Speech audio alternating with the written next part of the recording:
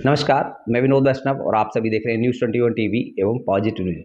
आज हम मौजूद हैं ग्राम पंचायत दीघौट जो कि पलवल ज़िले में है और यहाँ स्थित है न्यू डीपीएस स्कूल जो निरंतर अभिभावक और छात्रों में गुणवत्ता को सुधार करते हुए शिक्षा के क्षेत्र में प्रचार और प्रसार में लगा हुआ है। उनकी प्रिंसिपल मैम है हमारे साथ शीला बैसला जी, इनसे हम जानेंगे। मैम, निरंतर अभिभावक आपके स्कूल के साथ जुड़ा हुआ है, क्या कारण है सर यही या का विशेषता है आपके स्कूल की? पहले तो मैं आपका क्या बहुत-बहुत धन्यवाद करूँगी कि जी। आपने इस मुद्दे के ऊपर मेरे विचार लिए, क्योंकि आज का जो समय है, मेरा मानना है कि जो इस स्कूल की जो सिचुएशन है, वो सबसे बड़ी यही है कि एकेडमिक यहाँ का बहुत ही ज़्यादा अच्छा है। 2 साल से सीबीएसई क्लास का 100% रिज़ल्ट रहा है और शिक्षा के साथ-साथ यहाँ पर हमने एकेडमिक में भी देखा है कि बच्चे को नेशनल लेवल तक हम बच्चों को लेके जाते हैं और वहाँ पर भी प्राइज़ लिए हैं बच्चों ने।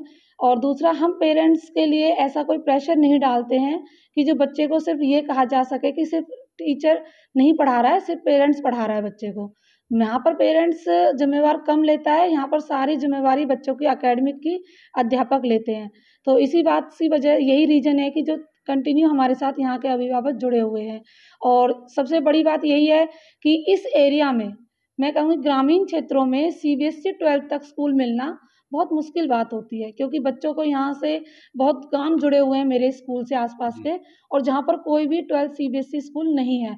यदि कोई एक स्कूल है भी तो उसमें क्या होता है कि एक ही स्कूल है, तो वो अपनी मनमानी फ़ीस के आधार पर अभिभावकों के साथ डील करते हैं। जी। लेकिन जब उन्हें ऑप्शन मिल जाता है कि दूसरा भी ऐसा स्कूल है, तो वहाँ पर क्या होता है कि अभिभावकों को लगता है कि भई हमारे लिए दूसरे ऑप्शन है, तो वो जाने के लिए उनको ऑप्शन मिल रहा है, तो उस रास्ते को जाते हैं। और यही रीज़न है कि मैंने इसी चीज़ को लेते हुए ध्यान दिया है कि यहाँ पर गाँवों के बच्चों को हमें हर क्षेत्र में विकास करना है, शिक्षा के क्षेत्र में भी, और शारीरिक रूप से उन्हें शारीरिक रूप से उनके हमें खेलों में भी ले जाकर हमें उन्हें आगे बढ़ाना है। मैडम, एक सवाल, नैतिक मूल्यों में निरंतर गिरावट, इसके लिए सीधे तौर पर जिम्मेवार कौन आज के समय में? शिक्षक, अभिभावक या समाज?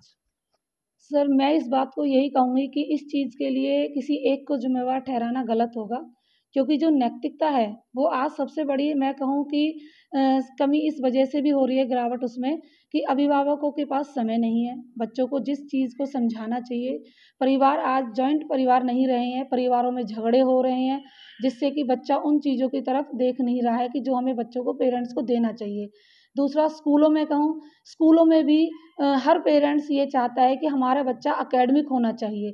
उन्हें उस तरह की चीज़ों की तरफ यदि कोई अलग से काउंसलिंग करवाई जाए, तो अभिभावक उसमें अभी इतनी अभिरुचि नहीं लेते हैं। दूसरा, मैं ये कहूँगी कि हमारे जो आज का जो मीडिया है, मैं कहूँ यदि जो आजकल फ़ोन जो सिस्टम चल रहा है, जी। हर बच्चे के हाथ में फ़ोन है, और जो मैं कहूँ कि नेटवर्क जो आजकल हर बच्चे के घर में फ्री मिल रहा है, जी। उसका ज़्यादा फ़ायदा होने की वजह से भी शायद मुझे लग रहा है नैतिकता में गिरावट आ रही है।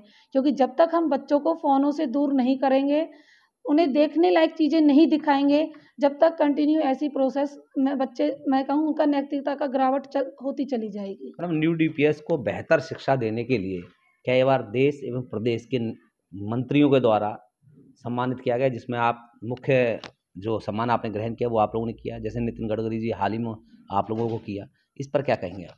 मैं तो यही कहूँगी कि देखिए सर, ये पुरस्कार मिलना हमारे लिए बहुत सौभाग्य की बात है, और यह इसी वजह से है कि जो हम कंटिन्यू अपने क्षेत्र में एक अच्छा काम कर रहे हैं, उसी आधार पर हमें उसमें चयनित किया जाता है। और हमारा प्रयत्न यही रहता है कि हम कंटिन्यू अपने, यदि हमें आगे केंद्र सरकार की तरफ से सम्मानित किया जा रहा है, तो हम पर जो भरोसा दिया जा रहा है, हमें जो उनका सहारा दिया जा रहा है, तो हम उस पे आगे अपना कर्म उसी भाव से करते रहें और देश में, समाज में शिक्षा का प्रचार अच्छे रूप से करते रहें।